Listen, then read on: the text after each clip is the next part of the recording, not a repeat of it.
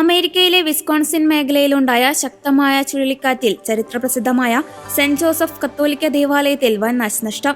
ചൊവ്വാഴ്ച അർദ്ധരാത്രിയോടെ east Bristol മേഖലയിലുണ്ടായ അതിശക്തമായ കാറ്റിൽ പള്ളിയുടെ മേൽക്കൂരയുടെ പകുതിയോളം ഭാഗം പൂർണ്ണമായും തകർന്നു. പള്ളിയുടെ മേൽക്കൂരയുടെ പ്രധാന ഭാഗങ്ങൾ ചുഴലിക്കാറ്റിൽ തകർന്നതോടെ അൾത്താരയും പള്ളിക്കകത്തെ ഇരിപ്പിടങ്ങളും മഴയിലും കാറ്റിലും നശിച്ചു. പള്ളിയുടെ ഫേസ്ബുക്ക് പേജിൽ പങ്കുവച്ച ദൃശ്യങ്ങൾ പ്രകാരം അൾത്താരയ്ക്ക് സമീപം അവശിഷ്ടങ്ങൾ കുന്നുകൂടി കിടക്കുകയാണ്. പള്ളിക്കകത്തെ വിളക്കുകൾ തകർന്ന് നിലത്ത് വീണ നിലയിലാണ്. മേഖലയിൽ ടൊർണാഡോ മുന്നറിയിപ്പ് നിലനിൽക്കുന്ന സമയത്താണ് അപകടമുണ്ടായത്. ചുഴലിക്കാറ്റ് പള്ളിയെ നേരിട്ട് ബാധിച്ചതാകാമെന്നാണ് പ്രാദേശിക റിപ്പോർട്ടുകൾ സൂചിപ്പിക്കുന്നത്. 1890-ലാണ് ഈ ദേവാലയത്തിന്റെ നിർമ്മാണം പൂർത്തിയായത്.